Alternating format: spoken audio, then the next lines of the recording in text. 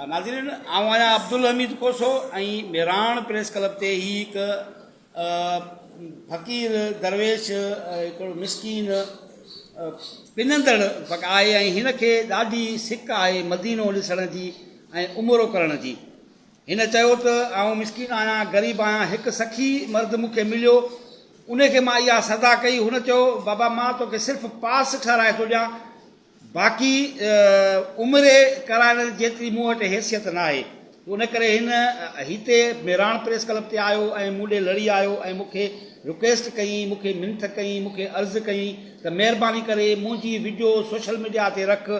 मन को सखी माण्हू मूंखे उमिरो कराए, मुंहिंजी हुब, मुंहिंजी सिक मदीने ॾिसण जी उहा पूरी करे। मुंहिंजी पास हिकु सखी मर्द ठहिराए ॾिनी आहे, बाक़ी को सखी हुजे या कुझु जेके सखी गॾिजी करे मूंखे उमिरो कराइनि। ही बुरड़ा ॻोठ जो आहे, मेड़ लॻ। फ़क़ीर तुंहिंजो नालो छा आहे? पुटु कंहिंजो आहे? तोखे मदीनो ॾिसण जी सिक आहे तमामु घणी? वाह वाह, कॾहिं खां तोखे सिक आहे? वरी खां वठी मां अर्ज़ु कयो आहे, हिकिड़े मोमिन पास ठाराए ॾिनी आहे, मूंखे वसियत कोन्हे, मूंखे महबूब जी ॾाढी सिक आहे। तव्हांजो क़यामत ताणी थोरो न लाहे सघे, मूंखे महबूब जो दीदार करायो। अलाह तव्हांखे नवाज़े। इंशाअल्लाह इंशाअल्लाह इंशाअल्लाह हुसैन फ़क़ीर, इंशाअल्लाह अलाह कंदो कंहिं न कंहिं सखी ताईं हीअ वीडियो असांजी पहुचंदी।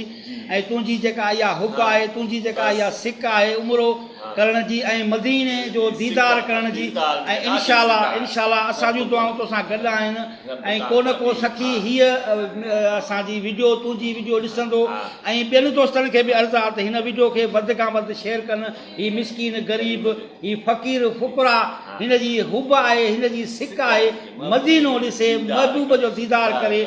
अगरि को सखी हिन खे दीदार कराइणु चाहे, हिन जी पास बि ठहियलु आहे, हिन खे उमिरो कराइणु चाहे त हिन जो कॉन्टेक्ट नंबर हींअर मौजूदु न आहे।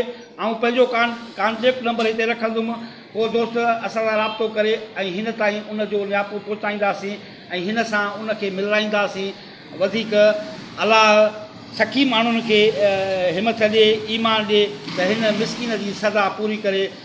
अब्दुल हमीद कोसो हिन जी लाइव कवरेज मेराण प्रेस क्लब तां तव्हांजे अॻियां रखीसीं।